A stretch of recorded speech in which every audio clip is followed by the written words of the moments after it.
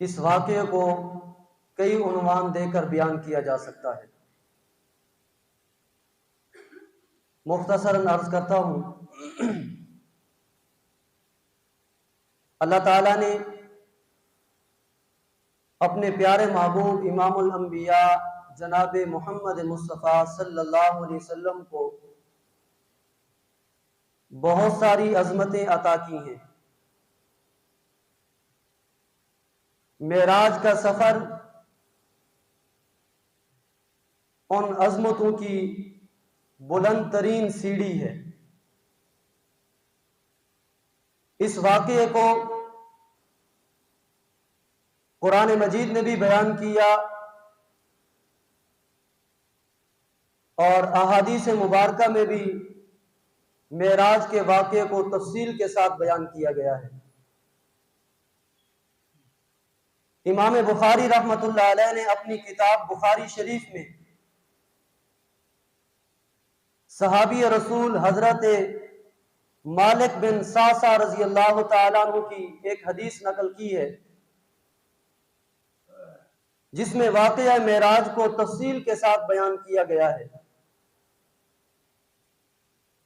یہ مالک بن سعصع رضی اللہ تعالیٰ عنہ وہ صحابی ہیں جن کو حدیث نقل کرنے میں کوئی خاص شغف نہیں تھا، لیکن انہوں نے نبی پاک علیہ الصلوۃ والسلام کی زبان مبارک سے واقعہ معراج سنا تو پورے ذوق و شوق کے ساتھ اس حدیث کو اپنے سینے میں محفوظ کر لیا، اور ایسا محفوظ کیا اور اس ذوق و شوق کے ساتھ وہ حدیث سناتے تھے، حتیٰ کہ وہ صحابہ جنہوں نے براہ راست نبی پاک علیہ الصلوۃ والسلام سے معراج کا واقعہ سنا تھا، وہ بھی حضرت مالک بن سعصع رضی اللہ تعالیٰ عنہ کے پاس آتے اور معراج والا واقعہ سنتے تھے۔ چنانچہ حضرت مالک بن سعصع رضی اللہ تعالیٰ عنہ نے جو حدیث نقل کی ہے اس کا خلاصہ یہ ہے، نبی پاک علیہ الصلوۃ والسلام حتیم کعبہ میں آرام فرما تھے۔ حضرت جبریل امین علیہ الصلوۃ والسلام حاضر خدمت ہوئے۔ دیکھا جب آقا مدنی کریم صلی اللہ علیہ وسلم آرام فرما رہے ہیں تو حضرت جبریل علیہ الصلوۃ والسلام نے نبی پاک علیہ الصلوۃ والسلام کے پاؤں کے تلوے چومنے شروع کیے۔ آپ بیدار ہوئے تو اللہ کا سلام پہنچایا، پیغام پہنچایا کہ اللہ رب العزت آپ کی ملاقات کا شوق رکھتے ہیں۔ اچھا، حضرت جبریل علیہ الصلوۃ والسلام نے نبی پاک علیہ الصلوۃ والسلام کے پاؤں کے تلوے چومے، تو پھر مجھے کہنے دو کہ جبریل علیہ الصلوۃ والسلام اللہ کے مقرب فرشتے ہیں، جبریل علیہ الصلوۃ والسلام نورانی مخلوق کے سردار ہیں، اللہ کے قاصد ہیں، اور اللہ کے معتمد اتنے بڑے ہیں کہ اللہ رب العزت نے قرآن کریم کے آخری پارے میں سورہ اذا الشمس کورت میں حضرت جبریل علیہ الصلوۃ والسلام کی تعریف کرتے ہوئے فرمایا، مطاع ثم امین، یہ فرما بردار بھی ہے، امانت دار بھی ہے۔ میں نے کہا جبریل مقرب بھی ہے، فرشتوں کا سردار بھی ہے، رب کا قاصد بھی ہے، رب کا معتمد بھی ہے، رب جس کی تعریف کرے اسے جبریل کہتے ہیں، مگر جبریل بھی جس ہستی کے پاؤں کے تلوے چومے اسے محمد مصطفیٰ کہتے ہیں صلی اللہ علیہ وسلم۔ حضرت جبریل علیہ السلام ایک جنتی سواری لے کے حاضر خدمت ہوئے۔ حدیث میں آتا ہے کہ وہ سواری، وہ جانور خچر سے چھوٹا اور گدھے سے کچھ بڑا تھا، درمیانے قسم کا۔ جس کو براق کہتے ہیں. نبی پاک علیہ الصلوۃ والسلام اس براق پر سوار ہوئے تو آپ نے جب آپ اس پہ سوار ہوئے اور پھر وہ سواری چلنے لگی، وہ جنتی سواری تھی، برق رفتار سواری، وہ کتنا تیز تھی. قرآن نے جس کو کہا کہ جس پہ سفر ایسے ہوا، سبحان الذی اسری بعبدہ لیلا من المسجد الحرام الی المسجد الاقصی، کہ پاک ہے وہ ذات جس نے اپنے بندے کو سیر کرائی رات کے تھوڑے سے حصے میں مسجد حرام سے مسجد اقصی تک. رات کے تھوڑے سے حصے میں مسجد حرام سے مسجد اقصی تک، اور پھر مسجد اقصی سے آسمان دنیا کی سیر ہوئی، ساتوں آسمان کی سیر ہوئی. آپ نے جہنم کو دیکھا، جنت کے نظارے دیکھے، اور اپنے صحابہ کی جنت میں جو آپ نے اپنے صحابہ کے محلات دیکھے. اور پھر نبی پاک علیہ الصلوۃ والسلام نے یہ سارا سفر طے کر لیا تو رات کا تھوڑا سا حصہ گزرا تھا. اور پھر وہ سواری کتنا تیز ہوگی. حدیث میں آتا ہے کہ براق کی جہاں نظر پڑتی تھی وہاں اس کا قدم پڑتا تھا. وہ جنتی سواری، اس کی نظر کتنا تیز. میری اور آپ کی نظر کی انتہا یہ ہے، اگر ہم کھلے میدان میں کھڑے ہوں تو ہماری نظر بھی میلوں تک دور جاتی ہے، یہ اس آنکھ سے. اور اگر ہم اس آنکھ سے دیکھیں تو ہماری نظر نہ جانے کہاں کہاں تک چلی جاتی ہے. آپ نے شاید کبھی سوچا ہو، آپ یہاں رہتے ہیں، آپ نے یہاں سے دور دراز کا سفر کیا، ملک پاکستان کے شہر شہر آپ گھومے، آپ باہر ملک گئے، آپ جہاں جہاں بھی گئے ہیں، اب پھر واپس آ جاتے ہیں اپنی جگہ. پھر جب آپ تصور کرتے ہیں کہ میں بیت اللہ کو دیکھنے گیا تھا، حج کرنے گیا تھا، عمرہ کرنے گیا تھا، یہ آنکھ تو نہیں دیکھ رہی ہوتی مگر دل کی آنکھ میں سارا نقشہ محفوظ ہوتا ہے، دکھا رہا ہوتا ہے. وہ براق جو جنتی سواری جو اللہ نے اپنے محبوب کے لیے بھیجی تھی، اس کی نظر کتنا دور جاتی ہوگی. آپ نے فرمایا جہاں اس کی نظر جاتی تھی وہاں اس کا قدم پڑتا تھا. چنانچہ نبی پاک علیہ الصلوۃ والسلام کی جو پہلی منزل تھی، مختصر کرتا ہوں، مسجد حرام سے مسجد اقصی جب آپ پہنچے تو آپ نے اپنی سواری وہاں باندھی جہاں انبیاء کرام مسجد اقصی میں آتے تو سواری باندھتے تھے. آپ نے وہاں سواری باندھی. پھر آپ مسجد اقصی کے اندر تشریف لے گئے. وہاں پروردگار عالم نے آدم علیہ الصلوۃ والسلام سے لے کر جناب عیسیٰ روح اللہ تک 1,00,000 کم و بیش 24,000 نبی اور رسول جمع کیے تھے. جب آپ تشریف لے گئے سب نے آپ کا استقبال کیا، اور ہر نبی نے ایک خطبہ دیا جس میں اللہ کی تعریف بھی کی اور اللہ کے محبوب صلی اللہ علیہ وسلم کی تعریف بھی کی. پھر جب نماز کا وقت آیا، نبی پاک علیہ الصلوۃ والسلام سوچ رہے تھے کہ آج مصلی امامت پہ شاید آدم علیہ الصلوۃ والسلام کو لایا جائے گا، یا شاید میرے ابا حضرت ابراہیم علیہ الصلوۃ والسلام کو لایا جائے گا. مگر حضرت جبریل علیہ الصلوۃ والسلام نے نبی پاک علیہ الصلوۃ والسلام کا ہاتھ پکڑا اور مصلی امامت پہ کھڑا کیا اور عرض کی، یا رسول اللہ صلی اللہ علیہ وسلم، مصلی امامت آپ کا حق ہے، آپ امام بن جائیے اور 1,24,000 کم و بیش سارے نبی اور رسول آپ کے مقتدی بن کے کھڑے ہوں. دراصل یہاں بھی اللہ نے کائنات کو اپنے محبوب کا مرتبہ بتایا، دکھایا کہ دیکھو کائنات والو، کہ جس طرح آپ نماز پڑھتے ہیں، ایک امام ہوتا ہے، باقی مقتدی ہوتے ہیں، امام سب سے آگے کھڑا ہوتا ہے، امام کے آگے کوئی نہیں ہوتا، امام کے برابر بھی کوئی نہیں ہوتا، سب پیچھے ہوتے ہیں. اللہ نے شب معراج کائنات کو یہ نقشہ دکھایا کہ میرا محبوب عظمتوں میں، عزتوں میں سب سے آگے ہے، حتیٰ کہ کوئی نبی بھی آپ کے آگے تو نہیں، آپ کے برابر بھی نہیں، سب آپ کے پیچھے مقتدی بن کے کھڑے ہیں۔ اور پھر نبی پاک علیہ الصلوۃ والسلام کا سفر آگے شروع ہوا۔ پہلے آسمان پر پہنچے، حضرت آدم علیہ الصلوۃ والسلام سے ملاقات ہوئی، آپ نے سلام کیا، آدم علیہ الصلوۃ والسلام نے جواب دیا۔ سلام کے جواب کے بعد آدم علیہ الصلوۃ والسلام نے آپ کا استقبال یوں کیا، مرحباً بابن الصالح والنبی الصالح، کہ اے میرے صالح بیٹے، اے صالح نبی، تجھے خوش آمدید، تجھے مرحبا۔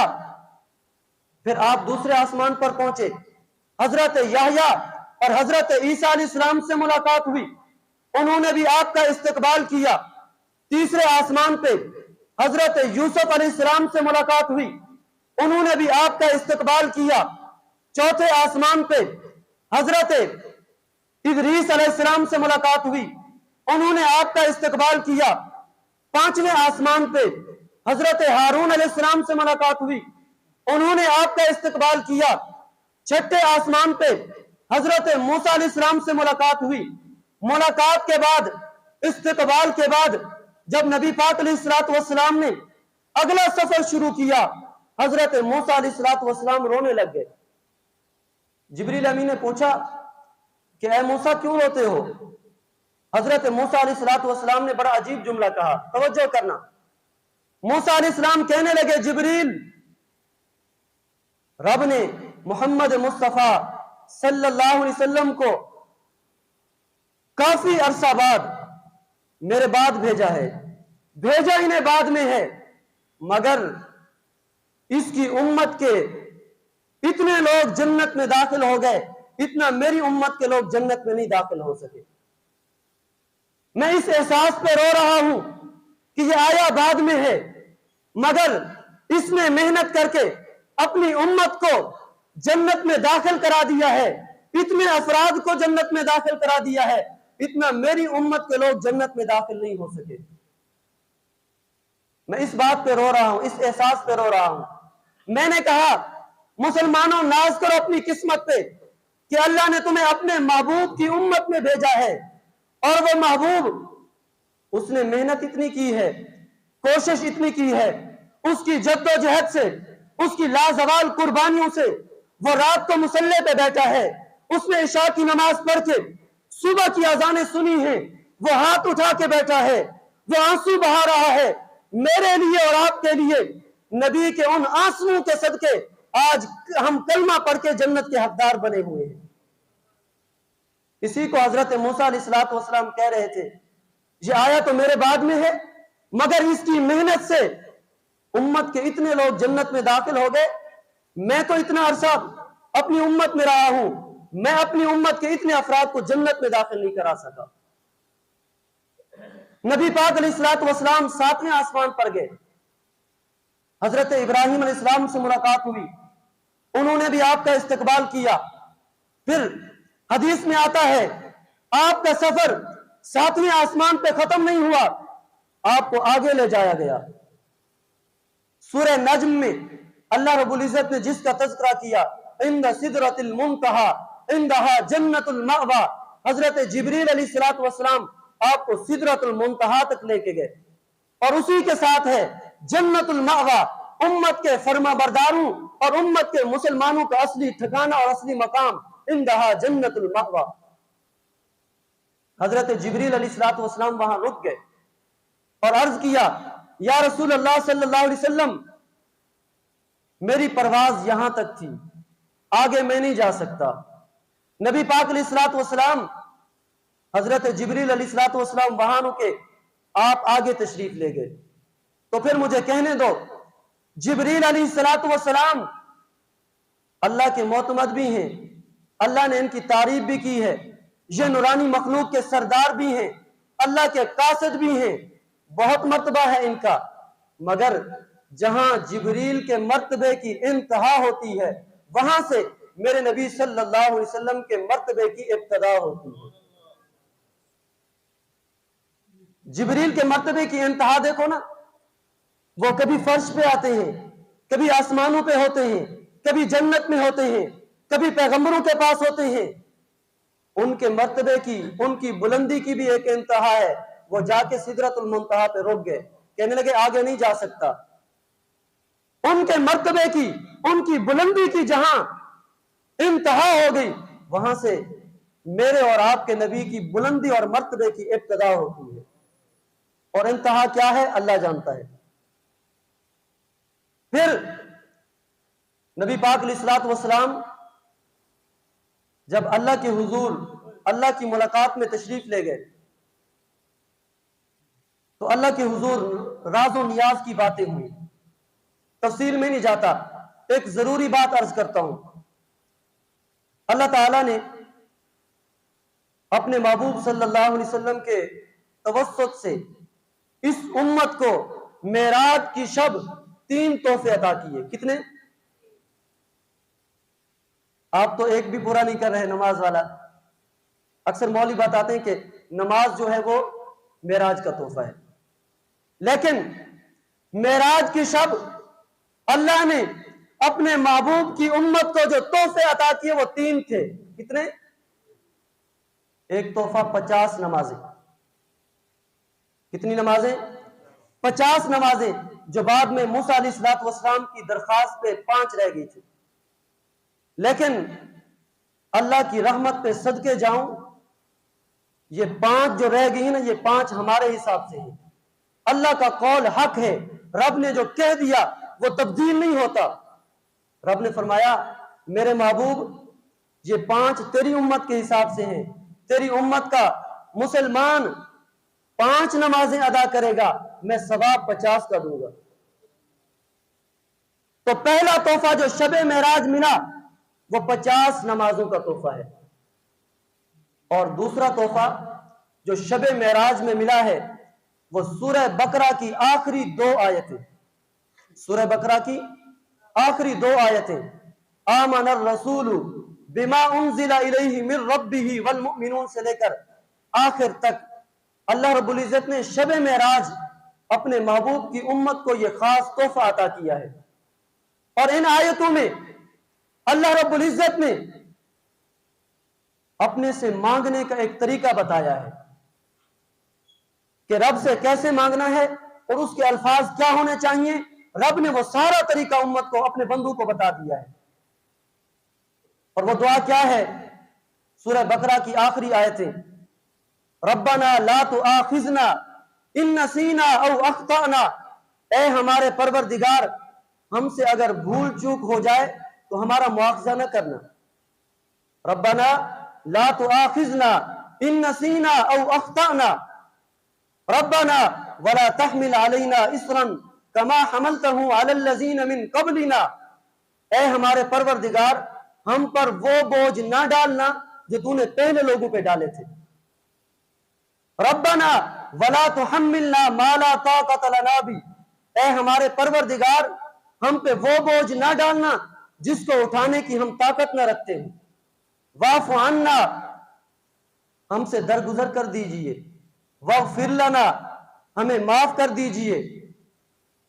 واعف عنا واغفر لنا وارحمنا، ہم پہ رحم کر دیجئے۔ انت مولانا، تو ہی ہمارا مددگار ہے۔ فانصرنا علی القوم الکافرین، کافر قوم کے خلاف ہماری مدد کر دیجئے۔ یہ تحفہ شب معراج اللہ نے اپنے محبوب کی امت کو عطا کیا ہے۔ تو میں کہتا ہوں نماز بھی شب معراج کا تحفہ، جو نماز والے تحفے کو اپنائے گا اس کی زندگی میں پریشانیاں نہیں آئیں گی، اور جو بندہ اس تحفے کو اپنائے گا، سورہ بقرہ کی آخری آیتیں جو رب نے دعا کی شکل میں ہمیں عطا کی ہیں، جو بندہ اس دعا کو پڑھتا رہے گا اس کی زندگی میں پریشانیاں نہیں آئیں گی۔ اگر امتحاناً پریشانیاں آ بھی گئیں، جو اس دعا کو پڑھتا ہوگا اللہ آسانی کے راستے کھول دے گا اس کے لیے۔ تو یوں سمجھ لیں یہ ہمارے لیے بہت بڑا وظیفہ ہے، اس دعا کو اپنا وظیفہ بنا لیجئے، زندگی کا ورد بنا لیجئے۔ صبح بھی اس دعا کو پڑھیے، شام بھی اس دعا کو پڑھیے، یاد کر لیجئے۔ جو بندہ اس دعا کو اپنائے گا زندگی میں پریشانیاں نہیں آئیں گی۔ اگر رب کی طرف سے مقدر ہوا پریشانیاں، امتحان کی صورت میں پریشانیاں آ بھی گئیں تو اللہ آسانی پیدا کر دیں گے اپنے فضل سے۔ اور تیسرا تحفہ جو شب معراج میں ملا، جو پہلی امتوں میں سے اور کسی کو نہیں ملا، وہ یہ تھا: میرے محبوب، تیری امت میں سے جو مسلمان اپنی زندگی میں شرک نہیں کرے گا اس کو بلا حساب و کتاب جنت کا داخلہ عطا کروں گا۔ جو بندہ اللہ کی ذات و صفات میں کسی کو شریک نہیں بنائے گا، اللہ نے اعلان کیا کہ اس کے کبیرہ گناہ بھی بغیر توبہ کے معاف کر دوں گا، اس کو بغیر حساب کتاب کے جنت کا داخلہ عطا کروں گا۔ اور یہی اعلان اللہ نے قرآن میں کیا: ان اللہ لا یغفر ان یشرک بہ ویغفر ما دون ذلک لمن یشاء۔ اللہ فرماتے ہیں کہ بے شک اللہ نہیں بخشے گا اس بندے کو جو اللہ کے ساتھ شرک کرے گا، وَيَغْفِرُ مَا دُونَ ذَلِكَ لِمَن يَشَاءُ، اس کے علاوہ جس کو چاہے گا، جتنا بڑا گناہ بھی ہوگا اللہ اپنے فضل سے معاف کر دے گا۔ یہ انعام صرف اس امت کو ملا ہے، وگرنہ رب کا قانون یہ ہے کہ چھوٹے چھوٹے گناہ، صغیرہ گناہ معاف ہو جاتے ہیں، کبھی نماز پڑھنے سے، کبھی صدقہ کرنے سے، کبھی کوئی نیکی کرنے سے، کبیرہ گناہ معاف نہیں ہوتے۔ اب بھی قانون یہی ہے، مگر اللہ اپنے فضل سے جو بندہ اپنی زندگی میں اللہ کی ذات و صفات میں کسی کو شریک نہیں بنے گا تو اللہ رب العزت اس کے کبیرہ گناہ، بڑے گناہ بھی بغیر توبہ کے بخش دے گا، اور بغیر حساب کتاب کے اللہ اس کو جنت کا داخلہ عطا کرے گا۔ نبی پاک علیہ الصلوۃ والسلام جب معراج کے سفر سے واپس آئے تو پھر آپ نے معراج کا واقعہ مکہ کے لوگوں کو بتایا۔ انشاءاللہ اگلا واقعہ اگلے جمعے بیان ہوگا۔ اللہ رب العزت سے دعا ہے اللہ پاک ہم سب کو نبی پاک علیہ الصلوۃ والسلام سے سچی محبت نصیب کرے۔ وما علینا الا البلاغ۔